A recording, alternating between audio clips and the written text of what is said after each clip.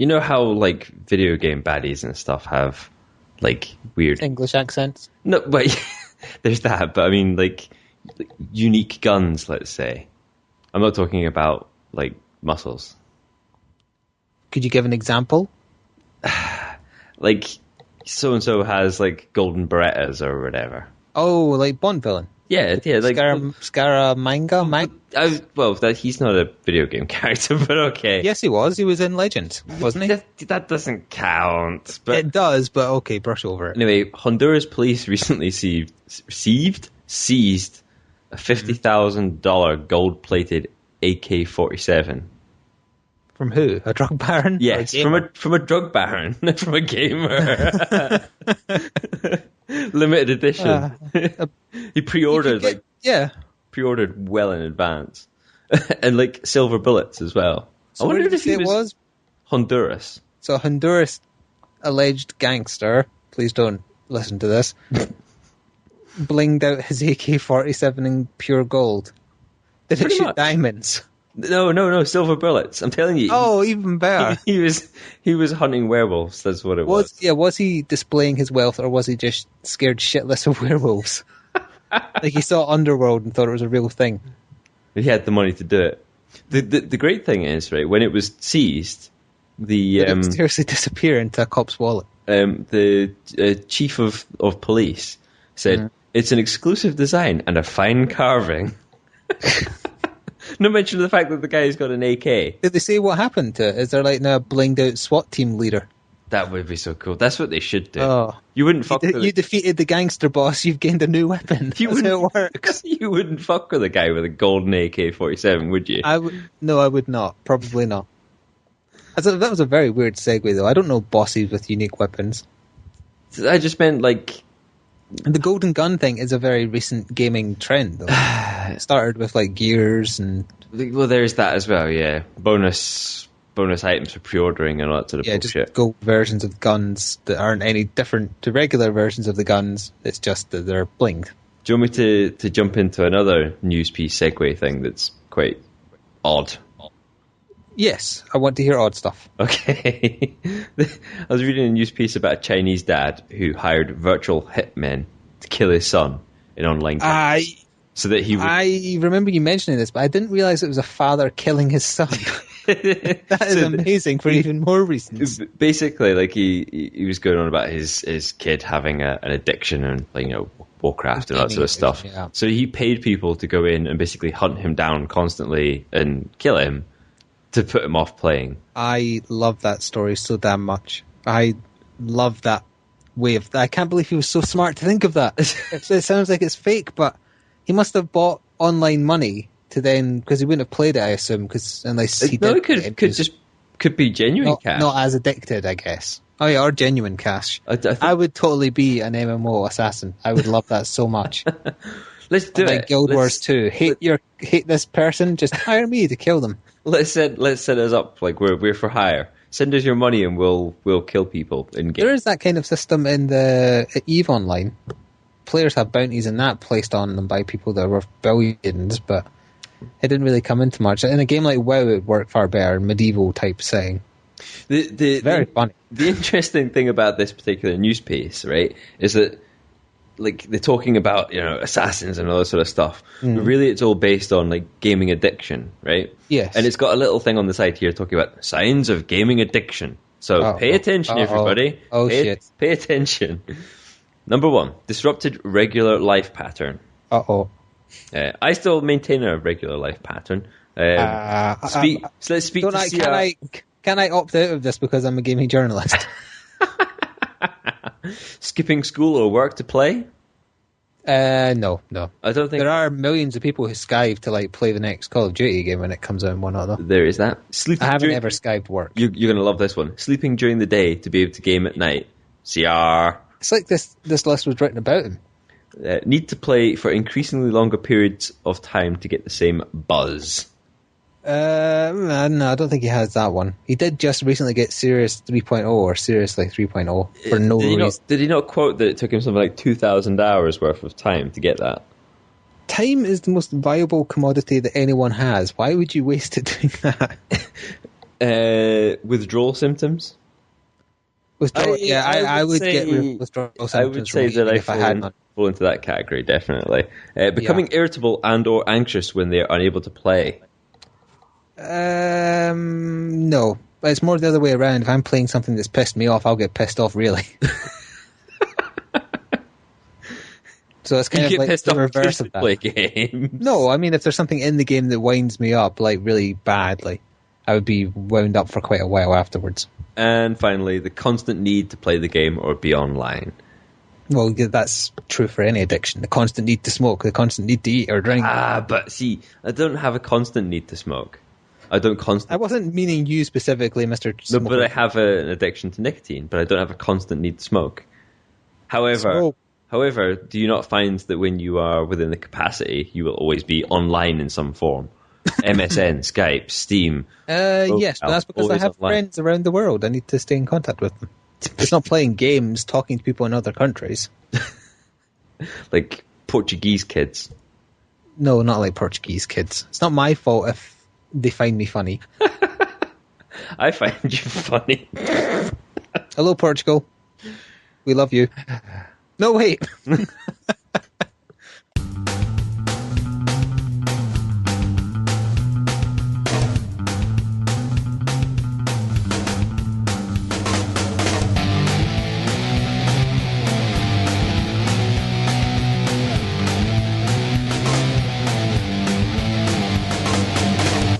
Hello and welcome to the Bringo Hurty Gaming Podcast. This is episode 42, the one that got away. Yes, Noodles has decided to decline the invitation and not join us this evening. If possible, we should find an MMO he's playing, hire some guys, and just throw the crap out of him until he agrees to come back. Or just any game, you know, just like I've got. Like next time we play like Payday with him or something, just stand there shooting him. I've got Steam. I can show you where he is at any given time. I know that. Left 4 Dead. We should thank that Japanese dad for being so horrible to his son. It gives us such good ideas. What a legend. So I am Blighty. I'm joined by Flik, not by Noodles. He's ran away to watch Game of Thrones. Deserted us to watch Game of Thrones. Shocking. For lots of reasons. So, gaming podcast. For once, it started pretty game related. Except for the golden AK-47. That was kind of. There's games with golden AK-47s in it. One of them I'll be talking about later. Your judgment on segues kind of starts to lapse a little bit when you've been drinking. Yes. Mm-hmm. Well, what this podcast is mostly going to be is very focused on what games we've been playing since the last one, because it has technically been 3 weeks, because the last podcast was posted a week after we recorded it. Don't try to explain it. People will. We'll go cross-eyed. We'll explode. Well, either way, we've played a lot of stuff since the last podcast. Played a lot of stuff. Yeah, and it's partly because of the damn Christmas sale on Steam. It's the first year I've ever spent a significant amount of money on it, and as I guess that says more about me passing on so many games I was umming and ahhing about. Umming and ahhing. Or is it umming and ahhing? Whichever. I wasn't sure I wanted them, so when they appeared for pounds rather than lots of pounds, it gave me an excuse to try them. I think I spent about 100, just over 100 in total. Fucking hell. But for that amount, I played a lot of games. I think I probably spent about £8 total. So that's my usual spending on a Steam sale, because I don't usually care and I don't like Steam, but there was just good deals on games I didn't want to pay full price for. I passed on earlier in the year. I don't have anywhere near as much free time to take advantage of that as you do. Sure. If I spend that much money, there would be tons of stuff that would go unplayed. There's tons of stuff I've got already that have gone unplayed that I've yet to get through. I mean, before we start talking about things that we've played, stuff we've not played. Stuff I've started playing but not finished. Barbie's Dream House. Viva Pinata. The Simpsons. There's quite a lot of games I haven't played. I still haven't finished Assassin's Creed. This is back to the same, like, you know, in the early podcasts where it was like, I haven't finished this and I haven't done that. So yeah, I haven't finished Assassin's Creed 3 yet, storyline. Still haven't done that. Still haven't finished the Black Ops storyline. Nope. I suppose really those are the only two things other than stuff I've actually been playing. Well, yeah, that's true. I have picked up a few things again. Before we get on to the main crux of what this one's going to be about, I wanted to have a random non-gaming distraction. Oh. because I've been having this picture sit on my desktop for a few weeks now, and I keep forgetting to bring it up. I don't want to know. I don't want to know. It was a post on Facebook, or a picture someone had written of, like one of those only of type things, or when you're living in so and so, and then it gives you a list of reasons. This is one for stuff only in Scotland. Okay. And I thought, since I know we now have quite a few people in different countries listening, let's give them an insight into what Scotland's really like living in this kind of place. There's no kilts and claymores, I'll tell you that. No, there is. At night, we all just go out and fight to become the last immortal. The only one. The only one. Because there can be only one. And it's not Kevin MacLeod. I don't even think he's Scottish. I think he's just taken a Scottish surname from his husband. The sex slave that he keeps in the... We haven't talked about him in a while. Anyway, or his sex slaves. No, it's because Noodles managed to escape. Oh, that's But now right. that he's escaped from us, Kevin might get him again. One can only hope. A note to any lawyers, this is a joke. Kevin MacLeod is not really a sexual predator who locks people in a basement. To our knowledge. To our knowledge, yeah. I mean, he could be. I'm not advocating it. Anyway. Only in Scotland. All right, ball bag is a customary greeting. Yep. I'd say that's more so in the East. No, Thingy means absolutely anything. Yep. I'm bad for that, just saying thing or stuff. But I like using the word stuff to describe absolutely anything. Stuff and junk. Saying fuck off means really. Again, true. Yep. Moan then is an invitation to battle. That's true. It is also true. Hunters means 1, 2, or 3. Which is again true. 1.2 degrees means summer, or it might be 12 degrees, but either way it's embarrassing. I think 1.2 is probably more accurate than 12. Yeah. Mabbit means your house. Yep. Baw hair is a recognised unit of measurement. I was a baw hair away from getting hit by that car, as an example. This next one's annoying because it's not a real thing. It says where you fey determines whether or not you're getting a doing or not. Don't get back into the fey thing. This is this thing drove me mad when I was a kid. Fey isn't the proper slang word. It's free. It's F-R-A-E, not F-A-E. So it's a slang word of a slang word that my friend refused to do correctly. Quiet time. Okay, there's 2 more. Fuck it is the solution to all problems. Yep. That could be taken in some really bad ways. And you bastard means ouch. I use that one a lot. We don't say ouch if we stump our toe. We go, you bastard. And it's true, we do. It is. That is true. Some of them were true. That concludes the list. Now everybody can visit Scotland and know how to act. They know how to measure our units. They know how to tell our temperature. They know how to challenge us to fights. They know how to invite people around to their house. That's every base covered. And if you don't know what to do in a situation, the fuck it comes into effect. What am I going to do with this empty beer bottle? ... Fuck it. Anyway. Oh, no. Oh, no. We should probably move on to what we've been playing. Let's do. Probably going to need to do this in turns as well. Otherwise, it's going to be each of us talking at length. One at a time, then. Pick a game at random from your list. Okay. Maybe something we both played. Done. Well, you need to share it with the class. Oh. You didn't tell me that. You can't just keep it to yourself. But why not? This isn't like a porn mag here. Oh. But I don't like to share. Do you ever bring porn to school before? To school? Yeah. Show your friends. I'm not sure. I don't remember you ever showing me porn. But I'm just curious. You had a friend who would do that. Don't say you wouldn't. He showed me some once, yeah. He found it in a bush. I knew it. See, I told you. He found it in a bush. Oh, I knew it. I knew if it wasn't you, he would have. Everybody has that one friend or like known person in their sort of group. Yeah. Who's just that guy. Just that guy that wipes... That guy who does everything. Wipes snot on door handles and shows people porn that he found in a bush. Anyway, you were picking a game. Rocksmith. You went right into Rocksmith. I've neglected it a bit over Christmas. And I have bought it in the Steam sale. and I've gotten back into playing it again. It's just... But that's because you want me to play it with you co-op. Yeah, because it'd be a laugh. It'd be fun. And I'd very much like to show everybody us playing it co-op, but we can't because of Dickensian retarded music regulations on the internet. What we could do, right, we could play it and use the video from it, but we could, like, make our own noises for the music. Here's us playing notes. We're playing those notes there. Technically, what might be legal is muting everything apart from, or making it very quiet apart from our own instruments. But that would work. That would be a grey area, and it's annoying. It's annoying that the music industry is so bloody bastards. Well, what you could do is you could just bring your stuff around here, and I can record all of it, all of the legit stuff, as in you're playing and my playing, but not the game's playing stuff. And you could just put that over the back. But then you wouldn't hear the amplifier on the game. No, but I've got plenty of custom tones on my computer that will cover them. But that's not the authentic thing. The whole point is also to show people that Rocksmith does actually work, which is what I wanted to talk about.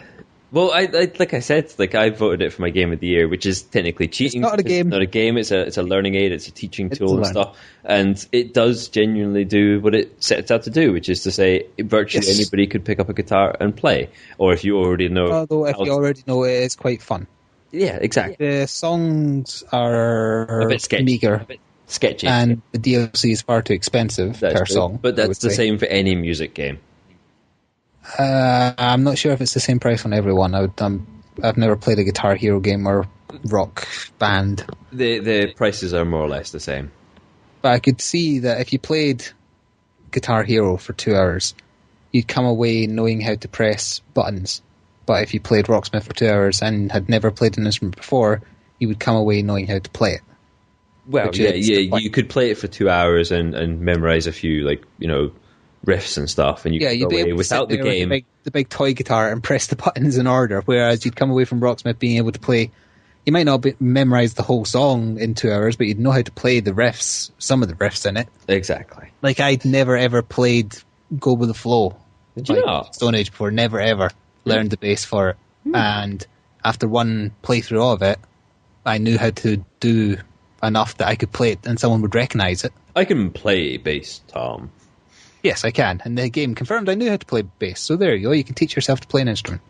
Huzzah. And I like that it adds notes as it realizes you're doing okay with the ones it's throwing at you. It takes a bit of getting used to looking at the screen if you aren't used to guitar, that kind of thing. I'm not. So, like I said, the hardest part, in fact, is learning the new thing, which is trying to read that form of tab, I suppose. Because that's the complicated bit. I did have one problem with it, though. It kind of, like, and I'll use Go With The Flow as an example.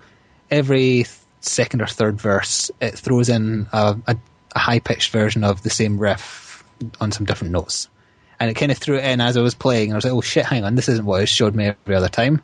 And because that song is so fast, didn't give me any chance to learn it as I was playing it. So I went into the riff repeater thing, which is the bit where you can learn particular bits of a song. Yeah. The thing that annoys me about that is you can't just have it paused to show you the notes, so you can sit there and practice over and over. It wants you to play each note, and then it moves on. If you play the wrong one, it screeches to a halt, but you can't just go straight back. It is a bit annoying that the same way if you wanted, like for playing electric guitar, that if you wanted to pick out particular chords for practicing, right, you can't say, I want to play E, A, and D, right? You can only do E, and it gives you like playing each individual note that makes up the E chord, and then you play the E chord, and then it stops, and then you go all the way back to the main menu and back in again. It could be slicker. It could be, yes. Like it suddenly threw a B5 power chord at me in a song that I didn't know had them, and I had no idea how to play a B5 power chord, and I just could not find in the game how to play it. And at that point, I didn't know about the riff repeater, although even if I did, it would still be going by quite quickly. Yeah. So I had to look it up online, what notes I needed to press for that. It does have its faults. Although I suppose if you did have musical training, that wouldn't be an issue for them, because they would know the chords. But you wouldn't necessarily know that it was coming up, I suppose. Yeah. Anyway, so yeah, it's still good. It's still good fun. We might find some way to get a video of it up safely. Or just throw caution to the wind and put it on yours. That's right. Use mine as the guinea pig. Scapegoat. The guinea pig. It always is. Guinea pig. Scapegoat guinea pig. That would be a terrible creation. I was going to say that's a good title. You're writing it down so you don't forget. Of course I fucking am. Okay, well, while you do that, I will pick a game. I will pick a game from my list that I know we both played as well. Bloody Dungeons of Dreadmore. the type of crack that Faster Than Light is. Also, why did we start playing that again? It's your fault if I remember rightly. Explain how we ended up playing this again, because I have no idea. I think it's because you noticed that, well, A, it was in the sale on whatever given day, and B, that it had quite a bit of DLC added to it since we last played it. Yeah. One of which was free, and one of which was like less than 70 pence or something like that. It was nothing. It didn't warrant. So it was the Wizards of something. Wizarding. Wizards of Wizarding? Is that really the name? Wizardlands? It's got a weird. I was trying to double check quickly on Steam. Conquest of Wizardlands. And then there was also the Name It Yourself or whatever it's called DLC, which was a collection of fan-made changes, I believe. Yeah, I think so. So, yep, still good, although the wizard one just seems to kill you. I've never had anything good from going into the wizard lands. I've only died. You should probably wait till a higher level. Yeah, and that would be nice if they didn't put the access to it on the very first floor. But then you learn. Although, yeah, I've tested it enough now that, yeah, it's high level only. Roguelike games are designed to be basically a series of trying to kill you as painfully and as quickly as possible, forcing you to restart all over again. Congratulations, you died. Exactly. But it's better than things like Dark Souls because it offers you a nice variety of different classes to try and a good sense of humour as well. Yeah, and it's not... And it's still funny. It's not unfair, the deaths, either. Because they well, actually, I would say the Wizardland ones are, but the core game is not. Yeah, okay, that may be true. Yeah, I went through a portal and got insta-killed. Funsies. Example. It was Diggle Hell, but still. Diggle Hell. As in, that's what it was called. And it was worth an achievement, so it was kind of worth it. It was worth dying horribly that time. Just that one time. Yeah. So you've still not finished it? No, you can't really ever finish Dreadmore. Yeah, you can. Well, you haven't killed Dreadmore. No. Then. That's how I will phrase it. And you never will. I probably never got any deeper than like 6 or 7. Yeah. I don't believe you. I don't even know if it'll tell me. I seem to remember you getting to around about the fire or ice floor, and I'm pretty sure that's between 7 and 9. Don't recall. I definitely got pretty far. You definitely maybe could have possibly gotten very far. I'm pretty sure. Certain? You're pretty certain you did. I'm pretty certain you did. Just pretend it's Scottish slang, and the people who aren't Scottish will believe you. That's cool. It's cool. We'll just gloss it. Flangle is Scottish slang for finger. I'm sticking my flangle up at you because on such use of it. I'm going to stick my flangle in your dujama. Yeah. Oh, yeah. Don't tell them dujama. That's far too naughty a word. Anyway, your turn to pick a game. I've been playing XCOM. No, you haven't. I have. I've been sort of mixing up Dreadmore with XCOM, so it's like that one more turn syndrome. From cocaine to crack and back again. Yeah, it's like mixing it's a drug, your but it's a different type of drug. Exactly. It's a different type of high. It's been. Although saying that, you've been dying a lot in XCOM and restarting your matches. I haven't been dying a lot. People have been dying a lot. Okay, you've been getting me, CR, Noodles, and whoever else you've named them after murdered by alien scum. Sometimes. I've been playing the multiplayer of that as well, I would point out. I get a little bit impatient and rush people forwards sometimes. And that's how you get killed in Dreadmore as well, being impatient and getting killed by traps. It's just traps. It's not mobs that kill me in Dreadmore. Yeah. It's always the traps. It's you. You kill yourself. Yeah. You're your own worst enemy. Because at the start, it's like pressing press move once, and it's like, remembering it's turn-based. Mm-hmm. Then after a while, I just fuck it, I just hold down D and move right for 20 tiles and then run into a trap that kills me. Yeah, it's just lack of patience. Pure and simple. Pure and simple. But you're still enjoying XCOM? Yeah. I think I might have screwed up the design of my base. You know how you can... You build workshops and stuff, but then I might have screwed up a few things there, and I really should have got more satellites up early to get a better income earlier on. Yeah. For people who don't know, the placement of where you build things in your base give bonuses if they're connected to other certain buildings. And like workshops connected to each other give you better bonuses. The satellites reduce panic levels in countries so that they still give you money essentially every month. So you can use it to buy shiny things to kill aliens. And it gives you more time as well, because you can technically just, if you don't do the main story objective, the story just kind of sits, and you can just do missions over and over to get money and whatnot, but also panic can rise. Yeah. So you do have a balance of time. Those Indians, they panicked completely. It's your fault for neglecting them? It's cool. I'm cool with that. Okay. No more call centers for that Earth. Oh.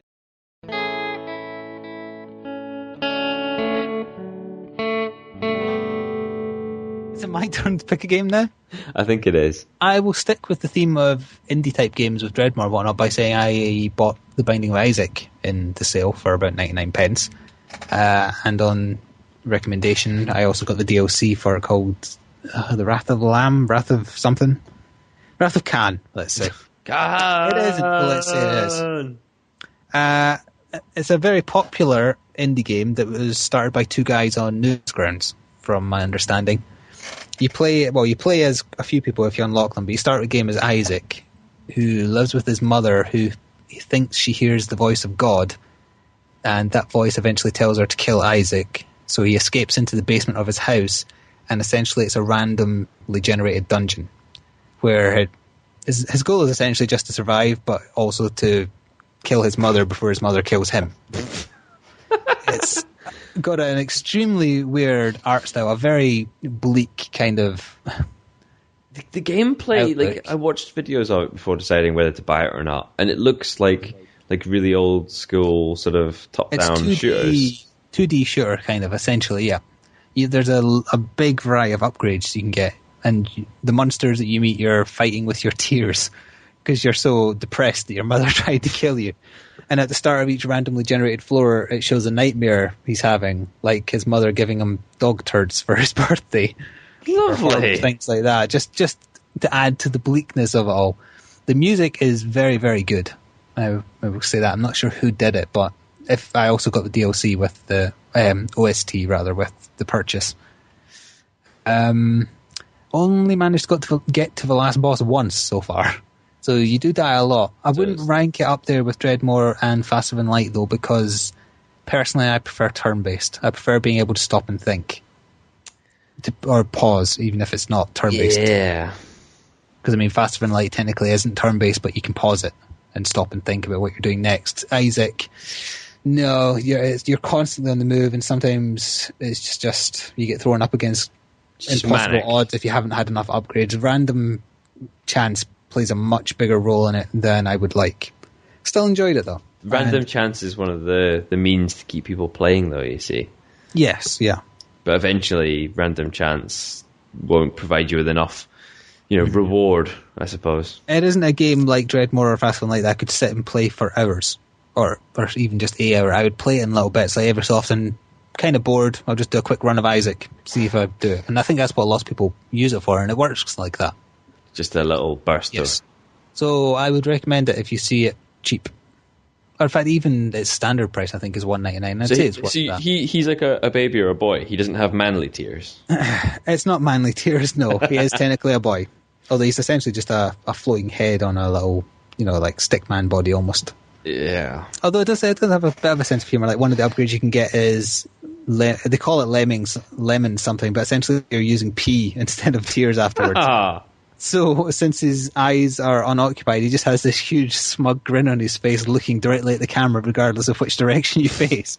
But, yep, I'm urinating on these enemies, which I thought was very funny. Tasteful. Yes, tasteful. So, yes, I recommend that. And with that, you may now pick a game. I've also played Natural Selection too. We both have. I bought it first. Somebody coerced me into buying it. And coerced you into buying it, and this is my Black Ops. I am very sorry for making you play such a bad game. Natural Selection 2 is terrible. I can't I can't work out how difficult. How do you make a game that was a mod that was successful? We should have listened to whoever warned us about it. What the hell is that? It wasn't a road crew that warned us off it. He was right. The first warning sign was that the game has no tutorial. It has a tutorial section. It's links to videos from their YouTube account. Bad idea. Yeah, I don't think it had adverts, so they're not quite as bastards as I think. It's just very, very lazy.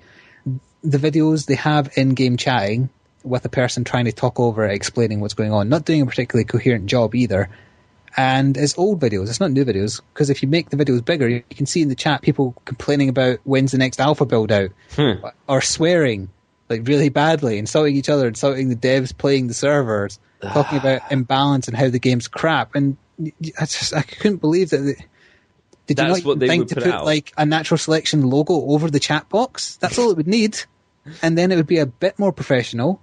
No, we'll just leave the chat in of people bitching about the alpha that you clearly ignored because the game isn't very good anyway. It seems like, and I vaguely remember that this started off a while back, and they made like an original build, then didn't like it, and then started all over from scratch. I want to know what that original build was like. I believe that's what can't be worse than this. And because there's been such a delay, I think that's one of the reasons why it's fallen down. They've probably lost momentum, and so when it came to pushing too much time making it look pretty, because it looks very pretty. Yeah. That's the one thing. The graphics are good. When they came to pushing it out the door, it just got to the point that they just didn't have the enthusiasm. And it was like, right, let's just make sure we get this out and get some of the money back.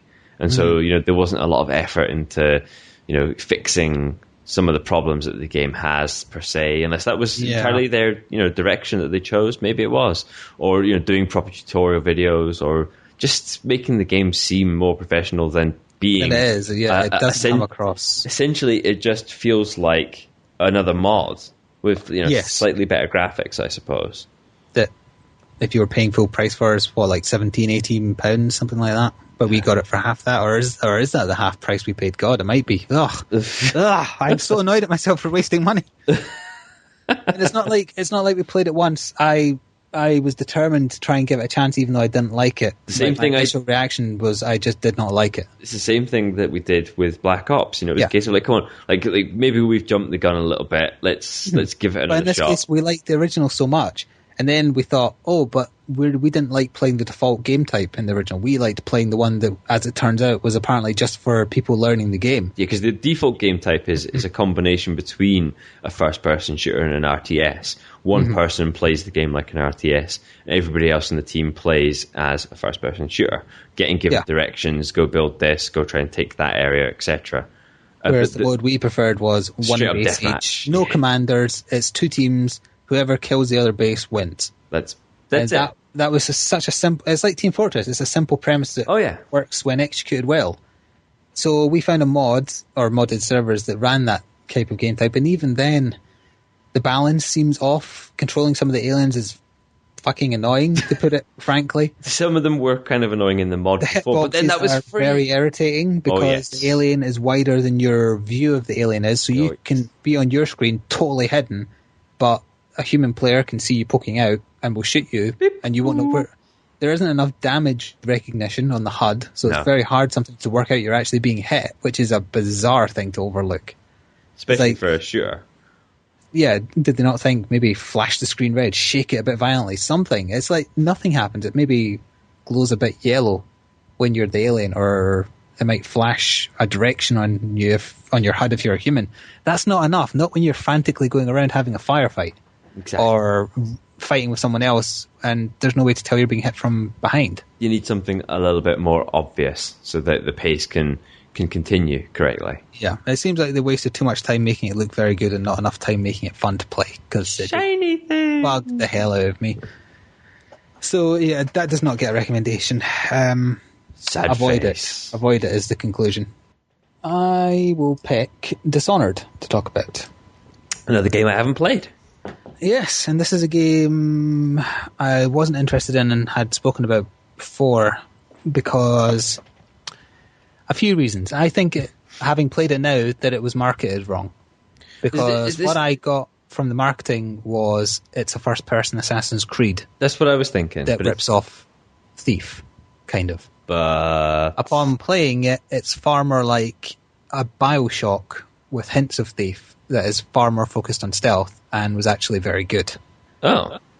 Had I played it prior to making my top 5, it probably would have made it into my top 5 somewhere this year. So I enjoyed it thoroughly. A good game. Enjoyed the gameplay. I don't like the art style. That was another thing that put me off. I don't like how characters look. It's very spitting image puppet wise. A lot of people look exactly like spitting image puppets, and that freaked me out. That's something awful. The spitting image puppets are quite horrible. The setting is kind of like a steampunk England, I guess. They don't say it's England, but it's a steampunk kind of English setting. Your character comes back after a trip asking other countries for help with a plague that's spreading through. So it's like the Black Plague, essentially, and it's rats as well. So Black Death. The Black Death. That's what leads me to believe it's based on that. Okay. You come back, tell the Queen. I don't know if she's called the Queen in it. Either way, you tell the woman in charge, and then she promptly gets murdered. Her daughter gets kidnapped, and you get framed for both things. Oh. You organize your escape, and you get contacted by this mysterious individual who gives you powers. Special magic powers? Special powers with which to get your vengeance, because he just seems to like watching how you do things. So he's a pervert. He is a pervert. So the combat is a bit rough, but that's because it's focusing on stealth. So if you don't like stealth games, you wouldn't like it, that's for sure. I mean, you do get some stuff that is offensive based, but most of the skills you get are stealth based. My problem with stealth games has always been that I enjoy playing stealth games, but there comes there comes a point where I kind of just want to let loose a little bit. It's just I just want to go crazy. You can, and it's the way that I know Grand Theft Auto isn't a stealth game, but whenever I finished any sort of session of Grand Theft Auto, saved, done, whatever. Yes, you've mentioned this before. Your random killing spree, just completely nuts and try and get all the cops and go mental and stuff. And I used to do the same thing in Splinter Cell. I would do stealthy stuff. Well, actually, in Dishonored, if you get detected, what I would often do is kill the people who detected me and then reload my save and try and do it stealthily. Take that. So you get abilities like you can possess people. The most basic one you get is a blink, so you can just teleport. You get one where if you kill someone stealthily, their body will turn to ash so that there's no trace, so you don't need to hide the body. Sneaksies. It does have a kind of not a good and bad moral system, but it keeps track of how you do things, and characters kind of scold you if you've killed too many guards, whether or not you've been detected or not. And that kind of got on my nerves, because you're kind of being helped by this group of individuals to get your revenge, and you kind of stop and think, well, doesn't revenge involve kind of kicking the shit out of the people who got me, all incarcerated and framed me and murdered the person I've been serving and kidnapping her daughter? Is it not okay if I kill those people?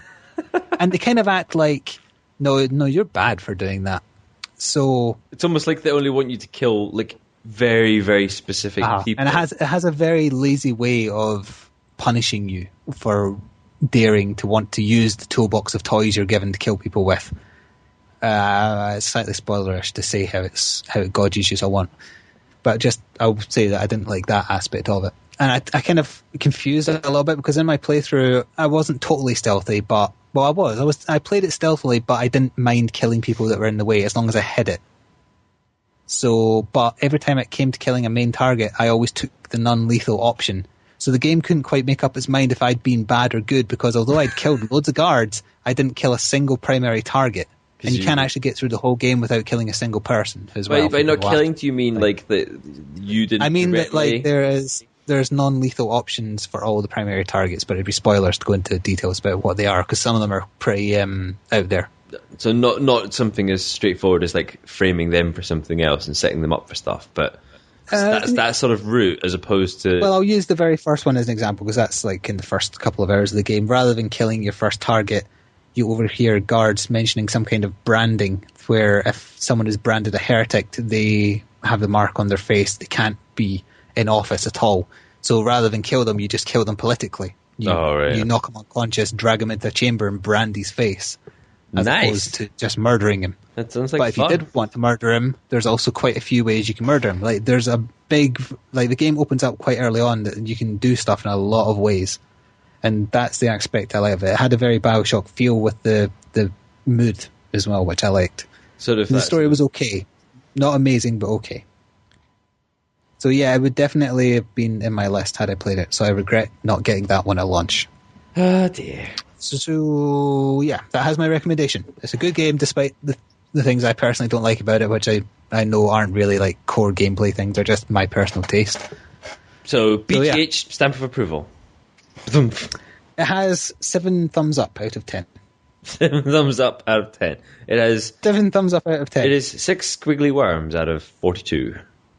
Yes, just exactly. Make up rating systems. Yeah, I might as well, because everybody else does. Everybody else does. There's not one overruling system, which is just stupid. I give it 20 Zigoffs out of 70 Pikachus. Pikachu. Okay. So your turn. Pick something. All right. Okay. Angry Birds Space. Oh, no, you didn't buy that. Buy it? No. Why would you playing a free version of it? To be silly.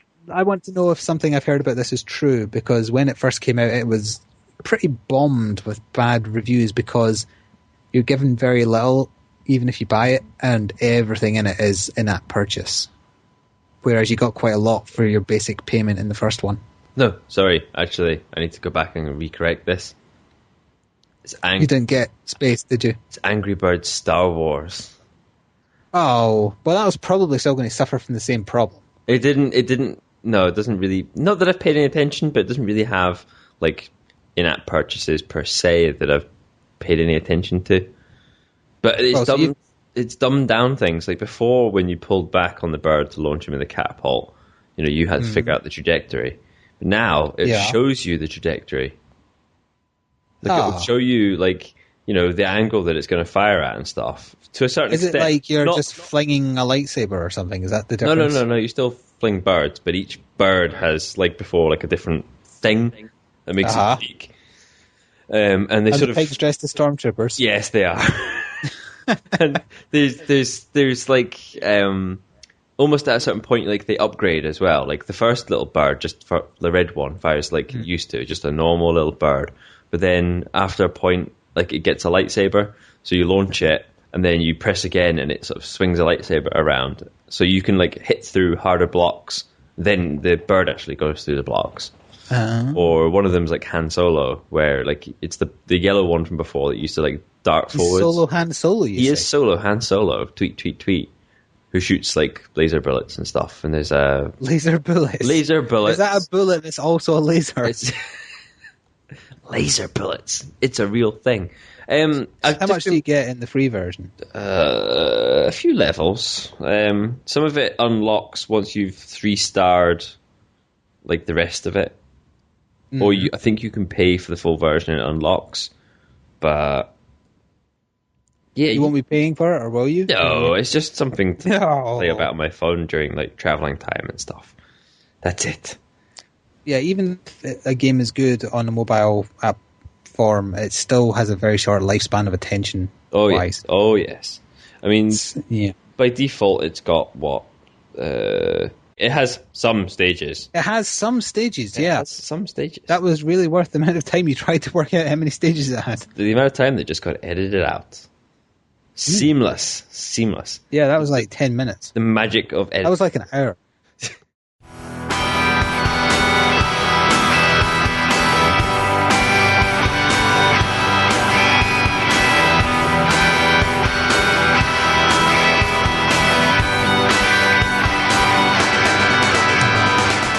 I am going to pick from my list of stuff I played. I just did a good game, so let's do a bad game. Max Payne 3. Max Payne 3 falls into my awful category, yeah. I mean, I don't know if it would have made my top 5 worst, but it's heading there. I've not finished it yet, and I couldn't say how far through I am yet. I mean, the first 2 games were so good. Yeah, and this one's made by Rockstar. And you'd think, Rockstar, they do good games. Essentially, the gameplay is the same, although the bullet time is messed up in the sense that if you touch anything, he gets knocked out of it. In fact, there's quite a few videos on YouTube of people doing it like strippers' arses, just bullet timing into them and then Max getting bounced like 2 meters backwards. It's ridiculous. The mechanics were not thought out in that sense. So rather than you being able to like about it dive through tables and crates and stuff, if you touch them, you get knocked flying. Well, if it's a person, you kind of bounce off them. If it's a bit of scenery, you just get knocked out of bullet time, which is a pain in the arse in itself. But the thing that annoys me is the style they've went with. The screen constantly flashes and flickers and kind of mirror images itself and bounces around. I think it's supposed to imply Max's addiction to painkillers, but it just comes across as really, really annoying. And it's painful to watch because the game constantly does it during every cutscene. Maybe that's the point. Maybe it is the point, but you shouldn't make your game painful to play. Kind of puts you off wanting to play. Like, the reason I haven't played it for a few days is because I'm so sick of it. Because I hate the camera work. It would be like strapping a car battery to your testicles that was linked in with like your damage system on your HUD. And every time you got shot in a game, you got a shock in the nuts. It's like, yeah, you can do it and be stylistic, but you don't really want to. I mean, and another thing, you can do it and it'd be like, pretty cool and realistic, but at the same time, you don't want to fry your testicles. It has bits of speech randomly like printed across the screen as well. Like, I guess it's gone for like a comic book type of twist, kind of like Heroes type thing, or Splinter Cell Conviction, but it doesn't even use that very well either. It's very annoying. The old, graphic novel sort of, film noir was a good worked. Setup. It worked, and they should have stuck with that. And they just, like, Max is a depressed twat. He's not likable. He's not amiable. There's nothing to attach you to his character at all. He's still moaning about his wife and child's death every Get year. over it. So, yeah, like one character says to him, it's time to get the fuck over it. And I agree. It's annoying that he's still moping around. I mean, yeah, it fits the noir setting, but they've not done a noir game. So he doesn't need to be like that because they haven't done his character properly at all. You're saying he just needs to be a bit of a badass for this setting, but then that wouldn't make it... For the kind of game they've put him in, he would need to be a badass, and they haven't done that. They've tried to put a noir character in an action game, and it's bad. Stupid. It might improve, but... You doubt it. I doubt it. I will suffer through the rest of it, but... So far, I couldn't say how many missions I'm in. I mean, I've played it for at least a few hours now, or say 3. Yeah, 3, 4. You're a glutton for punishment. I have to know why or how Rockstar managed to mess something up this much. But for me, Max Payne will always have ended how it did in Alan Wake. Which was the correct way to end Max Payne's story, which was him dying in a gutter. Fun. Spoiler. Yeah, for anyone who doesn't know, there's a kind of Easter egg in that the character that Alan Wake is famous for writing is essentially just Max Payne with a different name, and 2 of the notes you can find in it are his character dying. Yes. And the person they got to read it is a Max Payne sound-alike, and it ends with him welcoming his mother and daughter, or then welcoming him, so that's obviously him dying. And that would have been how I would have liked Max Payne 3 to end, quite frankly. Maybe it does. It might, but they should have just put that ending in too. But I guess Remedy thought they were going to make another one, but I wonder why they didn't. Maybe they had to stay afloat. They sold the rights to Rockstar. Who knows?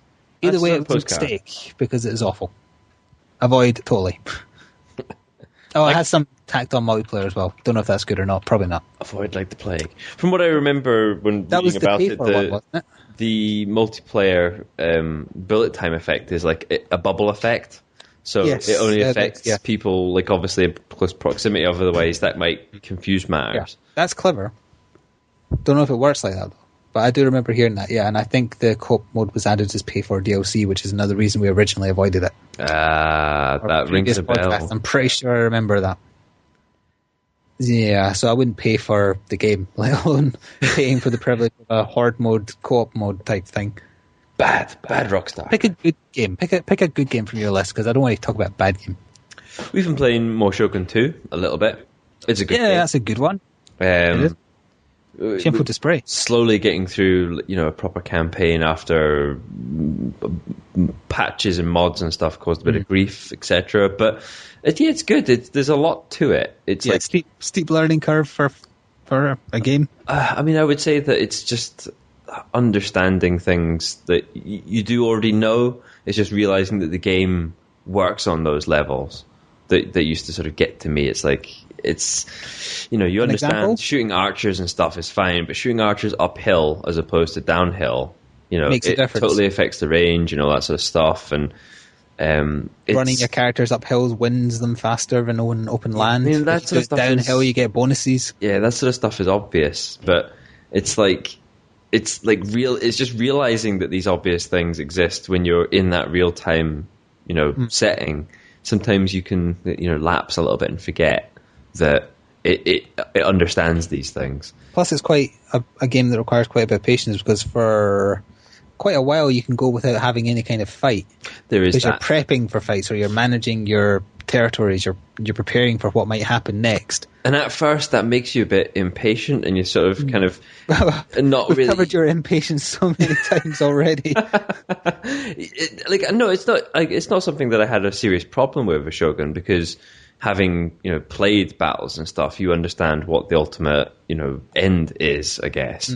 All the rest of it is the means to that end, and you then appreciate okay, you're going to get into a battle, but to give you the edge, you need to make sure that you are dealing with land management essentially, and recruiting the right thing, money management, moving units around so that you cover all your bases correctly.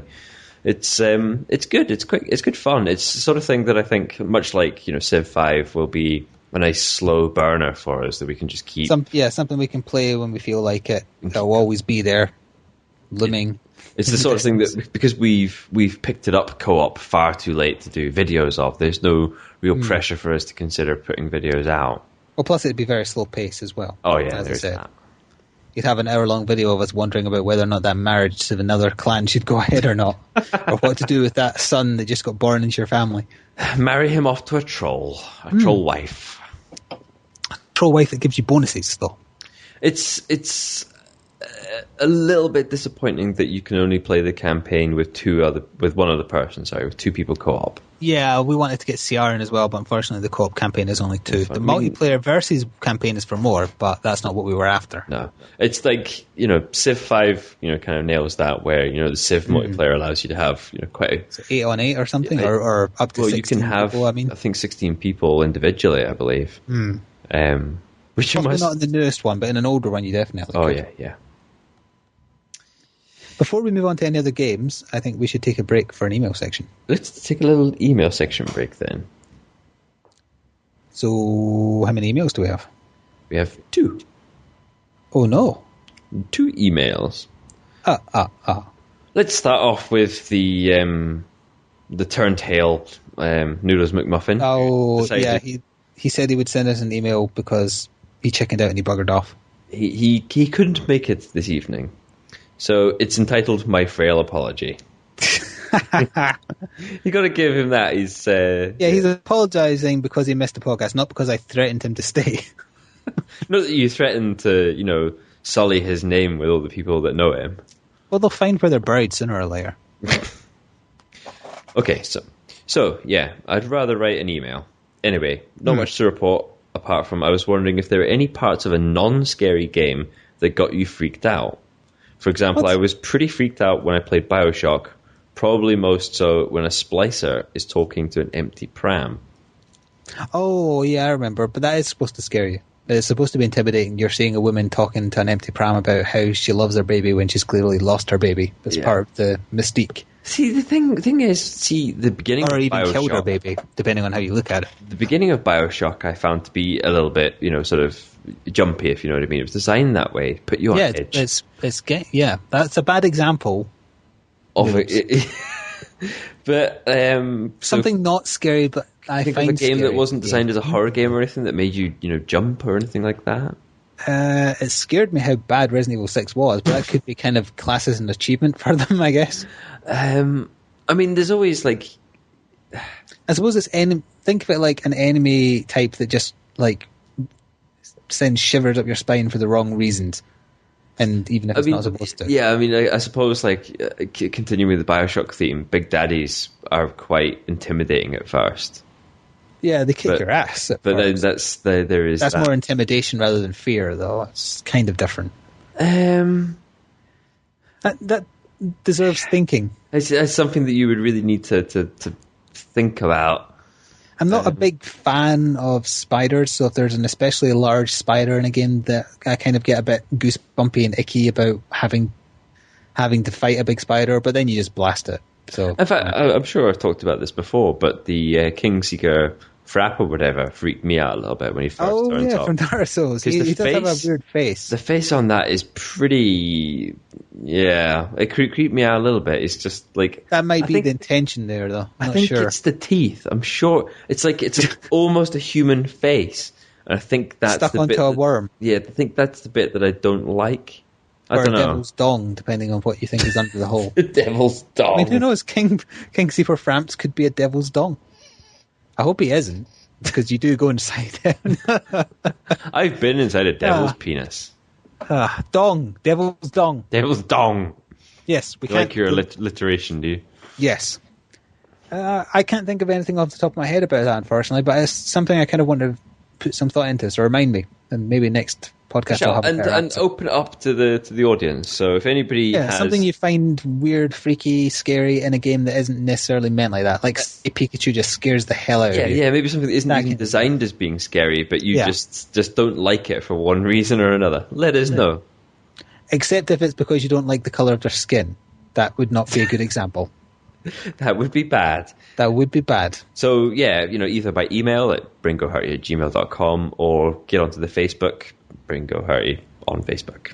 Very easy. Or anywhere else, pretty much. Just Google it up and stuff will happen, good or bad. Not on Xbox, though. We don't need messages on Xbox saying you don't like the purple folk. On the subject of people messaging you on Xbox. Do you... You were playing a review copy for a game recently, right? Mm-hmm. Do people ever message you while you're playing a game that hasn't been formally released yet and say, They do, yes. Sometimes, how did you get that, etc.? Just interested. Yeah. The natural inclination is obviously to assume the person pirated it, but I obviously reply, I'm playing it for review. It's a review copy I legitimately have. Capcom know I have it, etc. in the case I'll talk about later. Good to know. So was that all that Noodles put into his half-arsed email? That was pretty much it. Other than, do you think he thought of that example because he was thinking of me? He said, "Sorry, it's not much, but it's all I could think of." Or you think he's like terrified of you? Yeah, even though I'm harmless, and except also one villain. Except for all those bodies in the basement. Yeah, but some of them were there before I started. But that's true. You just added to the collection. Yeah. In the case of a zombie apocalypse, I will open a restaurant. So at least he made an attempt to bring content to the podcast. So thank him for that. And if people do want to see Noodles return, because the last episode may well be the last one he features in which he was heavily sleep deprived from dancing with girls, which is a good enough excuse. If you want to see more of him, let us know on Facebook. Just pound Facebook with requests to see Noodles. Don't put on our Facebook pages. Let me see Noodles. I want to see your Noodles.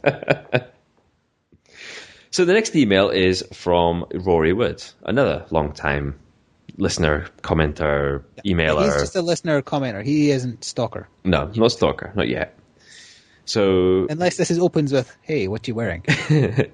No, it'd be worse. It'd be like, "I know what you're wearing." Why are you wearing that shirt again?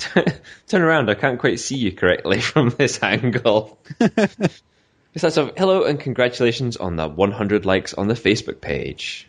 Oh, he must have just sent this recently then, because we only got 100 earlier today, I think. Yes, it was. It was just as I was leaving work. Hurrah! So yeah, thank you very much. It's taken a while to get to that sort of milestone, and hopefully we can start, actually using it a little bit more. I think we don't use the Facebook page as much as we could, but I think it's a hard balance between putting stuff up that's worthwhile and that people might find entertaining or interesting, and spamming somebody's Facebook. Yeah. Do you want us to say what we've had for lunch on the Bringo Hurty page? I mean, we can tell you, what games and interesting crap we've been up to, on a every other day occurrence or something. I suppose, hey, we're about to go and play X. Flik's a dick. I don't know. I am not. Sometimes. Let us know. That's all we want to hear is feedback. Whether you like something or don't like something, leave some form of feedback. That's always welcome. So now for the question: Oh, he has a question. Good. What games are you two looking forward to this year, and what games do you think you will try and co-op this year? So this is it's almost one question, really, because we tend to try to find games to play co-op because that's what we enjoy. Yeah, if a game has co-op, it is automatically on our radar, pretty much. Because we grew up essentially before being able to play games online, really, and doing stuff split screen. Doing things split screen. I mean, it wasn't even split screen. Doom, it was twin linked, wasn't it? System link. I mean, whatever it was called. But yeah, and LANs and LANs, and I mean, one of the best experiences that I still remember that's still been hard to beat is playing the original Halo split screen. I mean, that was... Oh, yeah, we played that split screen, that was, I mean, like, good times, good memories, very good... Good times. Good times. So for this year, co-op-wise, that Colonial Marines Aliens game. Colonial Marines is the one thing that I've, like, seriously got on my radar at the moment, because I was... And that's February, so not too far off. Big fan of Left 4 Dead. It looks like it kind of takes from Left 4 Dead's multiplayer. We're both big fans of the assault rifle and alien sound effect. Oh, exactly. Who isn't? It's just such a great sound. Everything should be that sound. Everything. Your voice should be that sound. I would have it as my ringtone. My ejaculation noise should be that sound. Who says it isn't? Yeah, who says it isn't? So there's that. I think we may be considering doing not so much co-op, but versus matches and banter matches of the new Naruto game when it comes out. Ninja Storm 3, which I am looking forward to, because it has proper boss battles and story modes again, unlike Generations, which was a rushed mess. I have enjoyed playing demos and so on of the previous games, but the reason I haven't bought them is that beat-em-ups or brawlers, depending on which side of the Atlantic you're on. It's pretty much a brawler to anyone except British. Right, okay. Brawler games or beat-em-ups.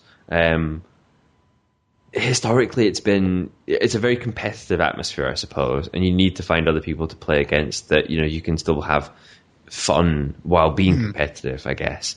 And it's a very different environment than what we normally play. I remember the 360 when I first got it. It came with the latest Dead or Alive game.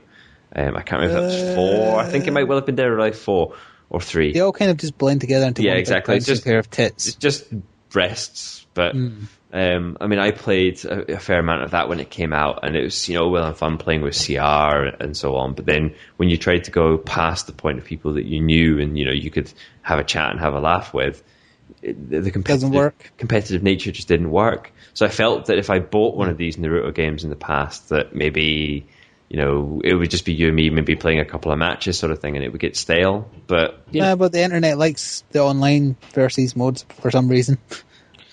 Well, possibly that to look forward to in March. The new Splinter Cell game, I'm kind of interested in that. That's out this year, I think. If it has a good co-op, then again, yes. I mean, unfortunately, one of the things that we've discussed in the past, that the Conviction videos that we did without audio. Yeah, it would have been more fun if we had our audio on it. Because some of the chat going on when we were doing the co-op videos for those, check them out on Flik's channel, Flik FFXI. You just listen to the podcast while watching the video. You can kind of get a rough idea of what was going on. Yeah, we were talking about random stuff rather than concentrating on what we were doing. And there was the whole, on 3. Is that after 2? Yeah. No, it's on 3. 3, 2, 1, go? Or is it 3, 2, go? No, it's 3, 2, 1, go. 3, 2, 1, go. But that's going on 4. It's either of those things, because that's not going on 3. That's going on 1 or 0. Never mind. We're not getting into this debate for 100 times. So I can't think of many other games. Back to E3, games that were shown there I might be interested in. Tomb Raider, but that's not going to be a co-op game that I was still slightly interested in. That's on a maybe pile. It's a maybe, depending if I've got the money. Mm-hmm. I would have said that I was looking forward to Devil May Cry, or DMC as it's called, but I am actually currently playing it at the moment. What it's else? Not out for another week, but I'm playing it for review. I can't talk about it because of an embargo, but I was going to mention I'm playing it. So please check Critical Gamer for my review of it, and next podcast I will go into more detail. On the assumption that Grand Theft Auto 5 comes out this year, I'm looking forward to that. Oh yeah, it's out this. Yeah, it's out this Supposedly, year. I think it was a May release. I didn't think it was May. That soon? I think so. I think they decided to go with it. I think there'll be a delay, but maybe not much if it is due out in May. We'll see. Offhand, I can't think of anything else. Does he list anything? No, he doesn't list anything. So again, games that you're looking forward to, let us know. Facebook, or if you know of anything that has like a good co-op mode that we might not know about, let us know as well. That's a good idea. Look forward to, or just in general. Yeah, things you want to see videos of. Things you want to see videos of, but also stuff we want to play. Yeah, I don't want to hear people asking for videos of us doing dirty things in the nude. You know who you are. Maybe. Noodles. Apparently, does that conclude the email section? It does. That's it. There was a text that my brother sent me that had a news piece about NVIDIA releasing a handheld console. I don't know if you saw this at any of the Yes, I did know about that. I didn't really look into it much because I'm not really interested in them producing a console. It falls into like the Ouya. Was it Ouya? Is it Ouya? Sorry, I meant Booyah! Booyah! It falls into that category for me where I'm not really interested in it. It's not a major player to me. You've got to say it like you're trying to discharge your bowels. Just watch that you don't. You sit on the toilet going, Ouya! Ouya! Yeah, you've got to squeeze. That is not normal. You've got to squeeze it. That'll slip right by the censor.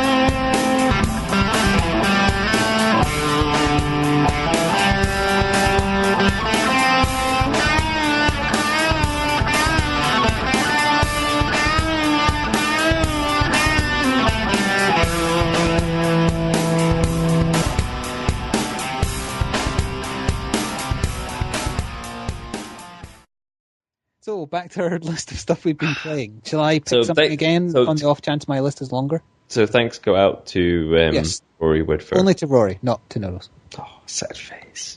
Yes, a sad face goes out to Noodles. Sad face. Mm. Okay, so what else have we been playing? This is. I still have at least 6 things. Jesus Christ! I've got one more thing that I've been playing, and then I've got a few sort of minor details before. Okay. Well, hang on, let me cut a few off quick, because it's ones that are kind of on my to-do list now. Okay. Because someone gifted me Breath of Death 7. Is it 7, 5, 6? Yeah, 7. And Cthulhu Saves the World, which is kind of 2D take-piss RPGs. Okay. Haven't tried them yet, but I will, so thank you for that. I also bought Sleeping Dogs in the sale, but I haven't had a chance to play that. My goal is to suffer through Max Payne 3 and then move on to Sleeping Dogs.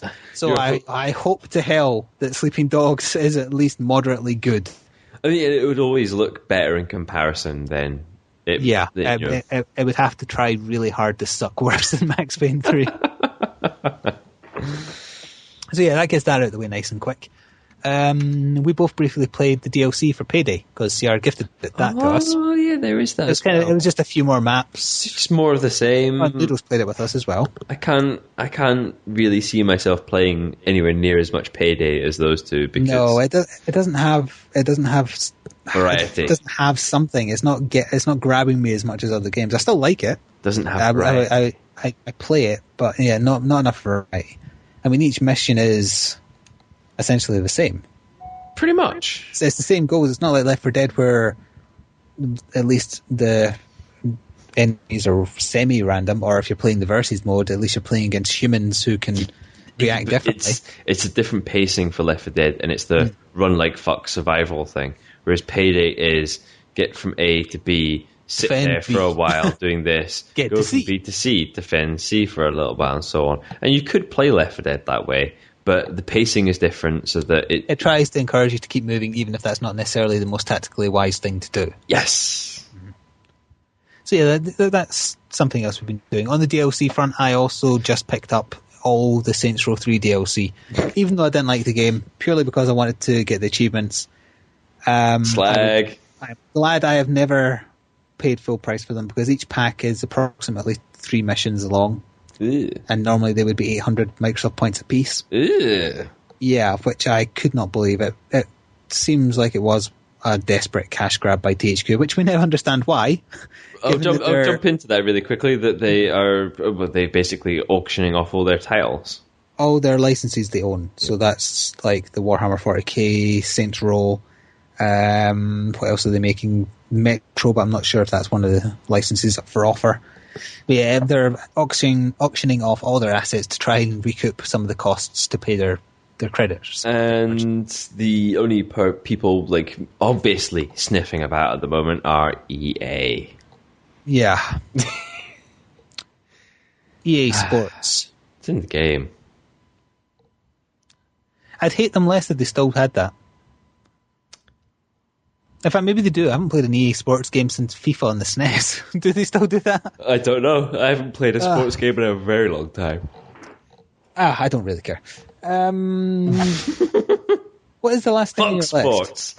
List? Fuck sports. Fuck, like Quiku said, fuck sports. To quote Quiku, yes. Let it be said that fuck sports. We've also played Assassin's Creed 3 multiplayer, the DLC. I thought that was the thing on your list, so that's why I brought it up. That's also on my list. Yep, we got the DLC pack, which added 3 new maps and 3 new characters. One of which is about as racial a stereotype of a Scotsman as you can possibly get. So we managed to have... He's large, he's ginger, he's pot-bellied, he's wearing a kilt, and he screams. We managed to have a wolf pack map where we had the Englishman, the Irishman, and the Scotsman. Yes, because the blacksmith is an Irish character according to his fluff, and we're not 100% sure the Commodore captain, whoever you went, we're not 100% sure he's an Englishman. I'm telling you, he's Spanish. He's from Latin. I am from Latin. Exactly. Like Fernando Martinez. Or Martinez. I think it's Martinez. I think it's Martinez. The guy from Vice Side that we find very funny. What I need to find, right, because I'm allowed to wear headphones at work because I work in an office, and as long as I can still hear the phone to pick it up and stuff, it's fine. Mm-hmm. What I need to find is all of the radio chatter stuff from the Grand Theft Auto games into like MP3 format. So it exists. It exists. It's on YouTube. I want it from that easily. I want this. I have remembered listening to Fernando's one in the past. I very much want this right now. In your talkie face. He is from Latin. I'm from Latin. So, yeah, we haven't done much of a DLC yet. Do you need a strong man? Because we're still trying to do bloody Wolfpack on the hardest difficulty. We're never going to get it. People are already sick of the videos, but we've still got a few more to go. There are a lot of factors for why that isn't working. And it's not like CR says that we're playing stupidly or anything. And one of the big ones is that... He's Irish. I wasn't going to say it, but because he's so Irish, generally speaking, we just play badly. What it does is it tries to send you two off in one direction. It randomizes which of us has a single target. There's always, when you're playing with only 3 rather than 4, there's always one single target. Which means that you tend to find yourself running in the line of sight of one of these targets while on your way to yours, which spooks them out, meaning one person doesn't get a decent kill against that one because they're freaking out already. No, I think the main difficulty is the randomized spawning of extra time targets. Sometimes we get a lot, sometimes we don't. There is that, but more often than not, I'm the one going for a single target, and more often than not, I'm getting less points for it. Also, I don't get to do the ground finishes either because I'm not near your kills to ground finish them, or get assists. That's like 100 extra points. Assists, or assists either, or assists either. Or diversion bonuses, or distraction, all those things. I don't get any of that. Your target score does also go up based on the number of people playing, by the way. So it is very easy to do it by yourself. Well, not very easy as it is on easy difficulty. It's still a bit of a challenge, but it's a hell of a lot easier than with other people. There is that. It's fun. We haven't really been playing like Manhunt or anything. We haven't really done that much of it since it... We did a fair bit. We've been doing a lot of Wolfpack trying to do that bloody hardest difficulty. But it's fun. It still is fun. Yeah, we still enjoy it, but I can understand people getting sick of us watching us fail it. I still amuse myself when we're playing it, so to speak. Keep yourself dirty-minded amused. People listening. You know who you are. So that was the last thing on your list, so it's just my list now then. It is. I have 2 things left on it. 2 things. One is, well, it's Torchlight 2, but I've accidentally written Torchlighty 2 for some reason. Torchlighty! Torchlighty. You're so used to like trying to type Blighty that you get IT. It probably is. I still prefer Diablo 3, even though I ended up disliking Diablo 3 because of that. I'm comparing first playthroughs here. Oh, right, okay. Not like subsequent ones, so maybe Torchlight 2 has more lastability. Don't know yet, I'm not very far in. It's still fine to play, it's just I'm not keen on the cartoony style it's in. Right, I much prefer Diablo 3's cartoony style. Sort of, yeah, it's almost sort of semi-realistic sort of, I guess, isn't it, as opposed to the bubbly, cutesy, etc. Yeah, I mean, it has like gibbing, and it has blood. It's just a cheaper looking style, which I guess is okay because they had a smaller budget, etc. It's just, I like the visceral and good graphics of Diablo 3. So as of yet, I still preferred Diablo 3, but I suspect I will like Torchlight 2 more on subsequent playthroughs. Interesting. I also had to like try each class to find one I settled with, because it is one of those ones where you've got a lot of choice. You don't have. I did find out. Abilities. I mean, we played the beta for a little bit. Very briefly, because it ran out just as we got access to it. And also because it was around the same time we were playing Diablo 3. Yeah. And we were still enjoying that at the time. We were.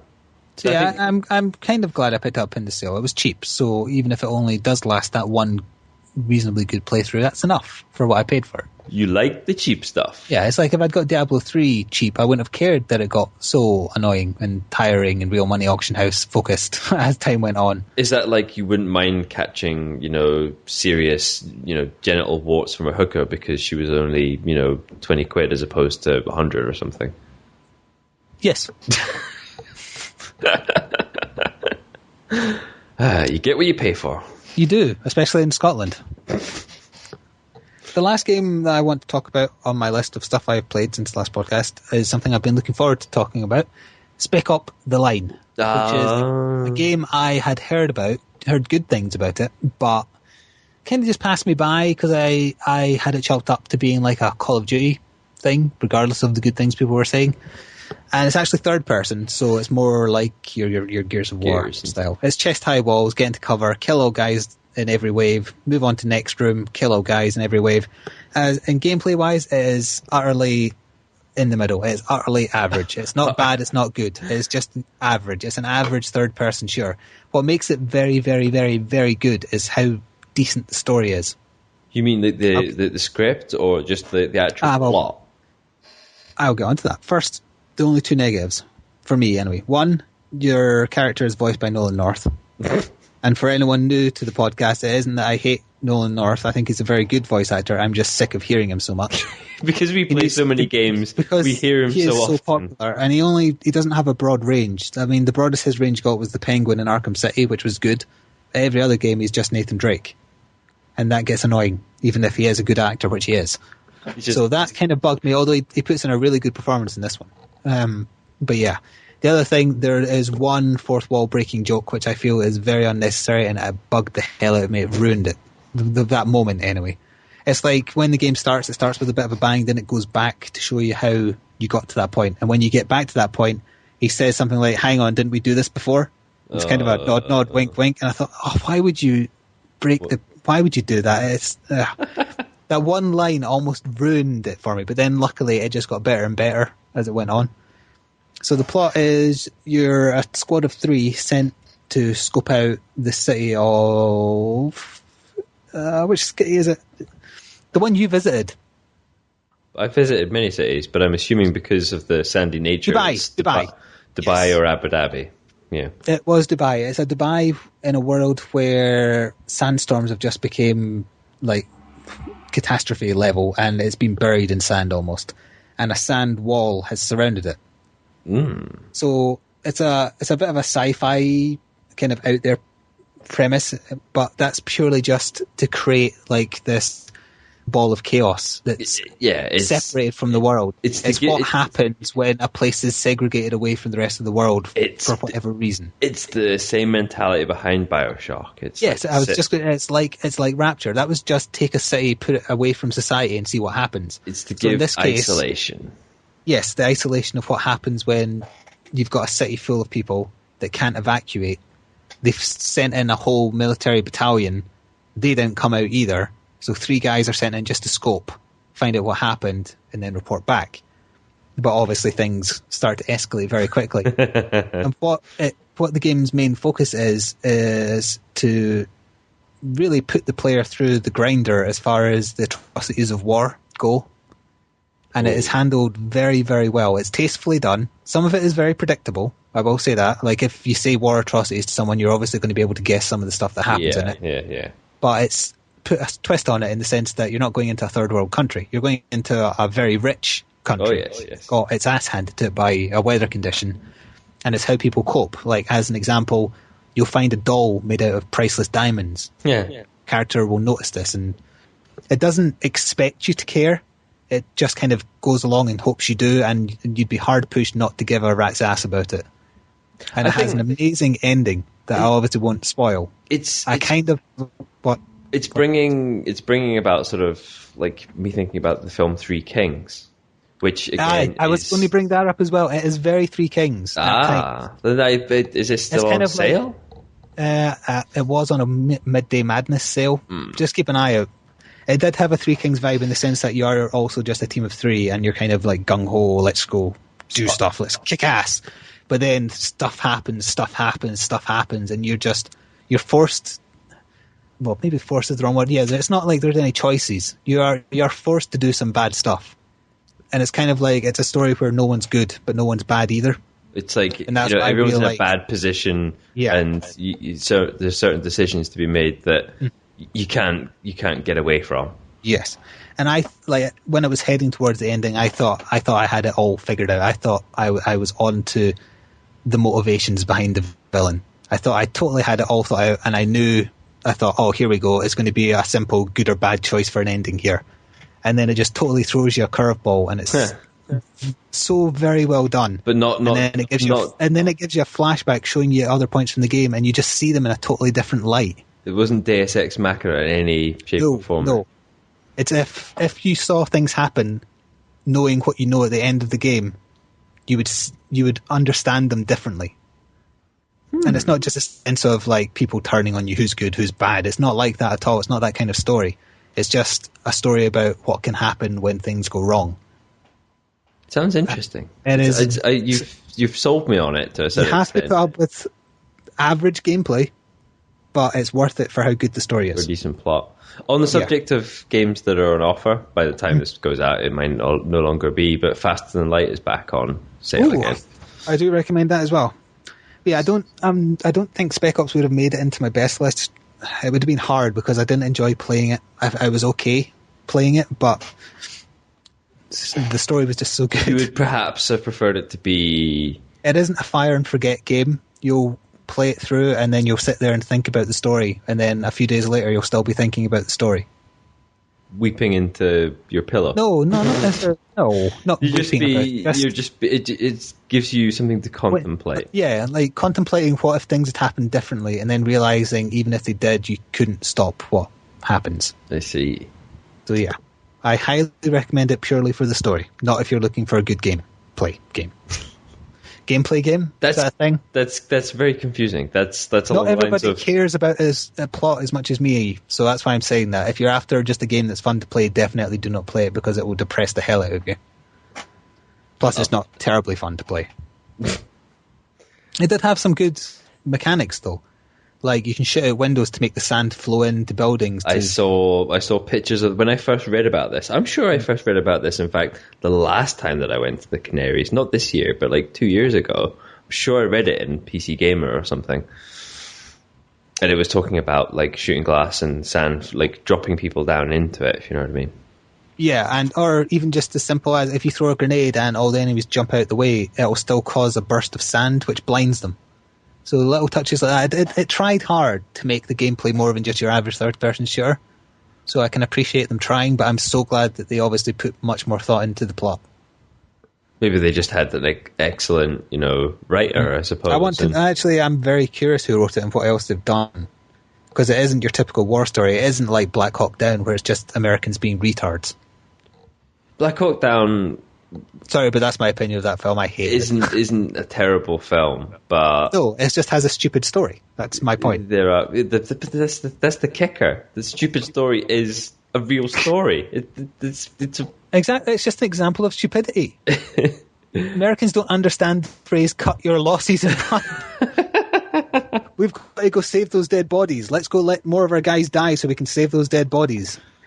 It's supposed to be about honour, but that's an example of doing that That's horribly. Not how it works. Because you wouldn't have the motivation to be a soldier if you knew that you were going to be left behind. Whereas the whole no man left behind... If I was dead, I wouldn't care because I'd be dead. But not if you were just captured. Okay, yes, captured. But if I remember rightly, it was more about also recovering bodies. It wasn't. It was. I seem to remember people being dead. People died, they were after. But they weren't after dead bodies. Ugh. They were. That's the point. It's like, let's Black Hawk Down, sacrifice 100 guys to save 5. It makes no sense to me. I would be a terrible leader. Let's put it that way. Do not let me lead your army. I will throw wave after wave of you against my enemy. And on that note, do you have anything to wrap this podcast up with? Besides duct tape so that no one will ever hear it? As people might well know, I moved house recently. I've got a worse connection. I haven't been uploading any videos. And one of the other issues is that I'm now further away from my work, which means I have to get up earlier in the morning. At least you still have your work, your poor brother. Yeah, that's true. Shout out goes to my brother who lost his job. We're not hiring, unfortunately, but pretty shit. We would if we could. We would if we could. If we were making any money from this thing. Or if you had any skills. Sorry. He sells a damn fine camera. There's alleys everywhere you can get working.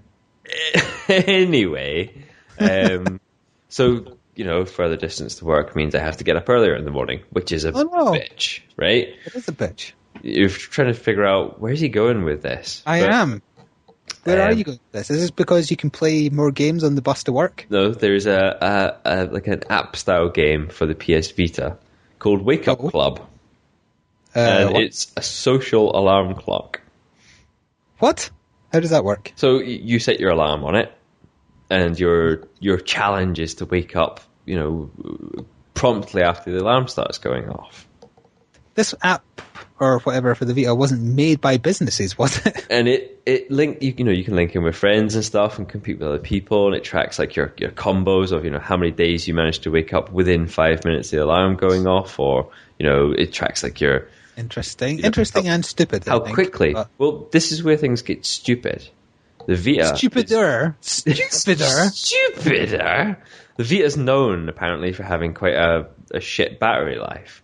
So why would you have a device with a shit battery life as an alarm clock that you're relying on to wake you up to go to work? I assume this app isn't free also. I didn't look into that. I didn't want to know that much about it. Well, it's a shame you say that, because I just happened to be watching an old season of Shark Tank today, and someone on it had an invention related to getting you up. He said he polled a lot of people and about what's the best way to wake up in the morning. He said he couldn't say the number one reason on television, so presumably it was a BJ. But the second most popular thing to wake up to was the smell of bacon. So he made an alarm clock where you put pre-cooked bacon into it, set the time you want to wake up, and it crisps the bacon at that time and wakes you up with the odour. I can count at least 3 things wrong with that. Yeah, he didn't get any money. No wonder. It just seemed like he had a pig-shaped alarm oven. There's a difference from going out and buying batteries to fill your clock with, but spending time each week or every other day. You're cutting out time. You're cooking your breakfast as well. So wait, did you put raw bacon in this? No, pre-cooked bacon. You're like a rasher or whatever. You're heating it up. You're not cooking it. Yeah. So when do you cook it? No, but it's already cooked. You're just warming it up. Yeah, but when do you cook it? You buy it pre-cooked. You buy it pre-cooked and you just warm it up. Yeah. I mean your alarm clock might catch fire. That's horrible. But that would wake you up. You imagine waking up to the smell of bacon every morning. Oh, you're getting outside opinion. Did she disagree? No, I'm not. No, I'm just It sounded like you turned your head as if to say, listen to what this idiot is talking about. Listen to this. This is a fucking joke. Bacon in the morning? I can't imagine anything worse than, like, first thing. I mean, especially anything worse than bacon in the morning. Especially if you've been drinking the night before. Like, you really don't want to wake up and smell burning pork products first thing in the morning. I mean, if, however, the guy had developed a machine that would give you a blowjob first thing in the morning, maybe I would, those exist. Maybe, I assume. I believe they're called prostitutes. Oh, that's probably sexist, or offensive. But prostitutes don't have the internet. So prostitutes can be either gender. Doesn't have to be. I thought they were called escorts, male ones. No, they're still called prostitutes or gigolos. at least when you say that to them.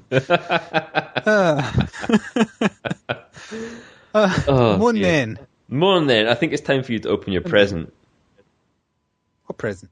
Oh, you left me a link on MSN earlier and you told me not to open it. Yeah. Don't click till later. Is it now later? Now is later. So this is www.ninja-deli.com. Yep. Okay, what is this? Probably won't be able to read it because it is, you'll see. Oh, it's in Japanese. Yeah. Yes, it's in far too complex Japanese than I understand. What have we got here? Do you want me to tell you what it is? Yes. It says there, it's Ninja Delivery. It's a Ninja Delivery service. You pay them, it's a ninja they'll send you ninjas. They blink along rooftops and... No, yeah, they just like you order ninjas. They'll come in. Like, they're not allowed to... Could I order them to kill... No, they're not allowed to do anything naughty, but you're allowed to order ninjas. Oh. It's just like, what? All right, so it's not like delivering food. It is actually just order a ninja to do whatever as long as it's not illegal. Pretty much. What about standing around the noodles, letting themselves be seen every so often so that he knows he's being followed, but not long enough to know that he's being followed by ninjas? Could have disguised them as Slender Man. Oh, that would be excellent. Get one of them to stand on the shoulders of the other one, pretend to be Slender Man, and just hunt noodles for about a week. Disappear for a week solid. Mm. What would you hire a ninja for if it wasn't, but nothing illegal? I would hire him to scare noodles. What else would I hire him for? To follow me around to make it look like I was some kind of ninja leader. I'd hire one to ride to work. You'd ride to work. There's like, because they can like leap you across like roofs and stuff. Yeah, people talk about bear cavalry being one of the more frightening things, but ninja cavalry, like people riding on ninjas. That's pretty. Imagine ninjas riding on ninjas. I believe that's called ninja barebacking. But Ninja Delivery makes it very clear you cannot order ninja to commit criminal crimes, and it doesn't cover how many ninja can you order at once? But could I order 500 to take over a small country? It says that they do things like corporate events and parties, or surprises for children or loved ones. A noodle just comes home from work or whatever, and his house is full of ninjas having martinis. What's a better way to say I love you than with a ninja? If only they operated here. I would totally do something like that. Fill someone's house with ninjas drinking martinis. Good day to you. Oh yeah, they'd have to have English accents, obviously. They'd have to know real ninjutsu as well. I don't want any of that fake shit. None of that fake shit. If there's not at least one Sharingan between them, then I'm not interested. It's just like, what? Why did they get one of their 12-year-old, well, not even 12-year-old, 5-year-olds to draw the picture for advertising their service? I like the picture. Did you draw the picture? Is that why you're pointing to this website? No. Did you set it up? Is that not real Japanese? It's just your assumption of what Japanese looks like. Just do a few squiggles. It'll look like something. It'll look legit. I mean, to be fair to them, they have used a ninja star as one of the characters in the title. I mean. Yeah. It's It's just like, what? Why? It actually looks more like a Muslim woman sweeping the floor than a ninja. Doesn't it? Oh, it does. It does a little bit. It does. That was my OCD kicking in there, noticing stuff. Speaking of like images and all that, as we wrap things up, I guess. Yeah. We are looking to rebrand the Bringo Hurty community with a new logo.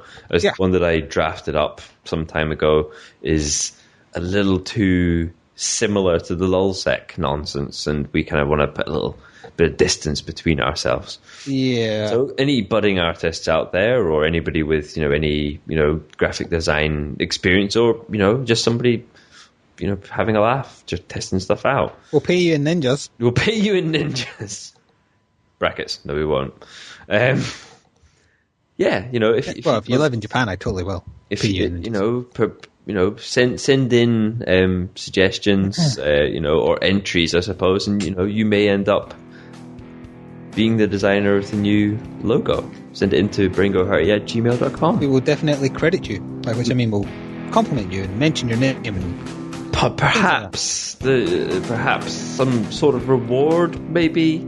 Unguaranteed. It depends on Unguaranteed. Yeah, I unguaranteed to pay you £1 billion.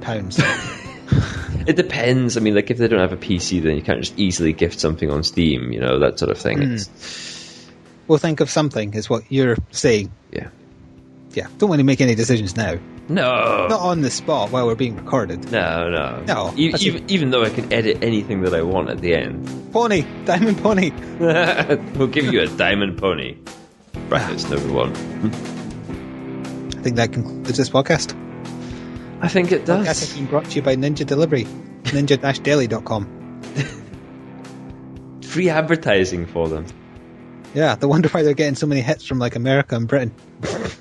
And then they'll open a franchise, and then we could do that thing with noodles. It makes sense. The plan comes together. I'll have to edit this out though, because otherwise I'll be a Bond villain. And I'm not no Bond villain. Yeah, and Noodles will listen to it because he's not featuring in this podcast, so he'll know what we're planning. Son of a bitch. Okay, edit out all that stuff. Never mentioning ninjas. In fact, it'll be easier. I'll just edit the whole lot out. We just put up an hour and a half of just dead air. How's that any different to normal? Oh, I just zinged ourselves. Ugh. Sounds kinky. I'm going to go zing myself now.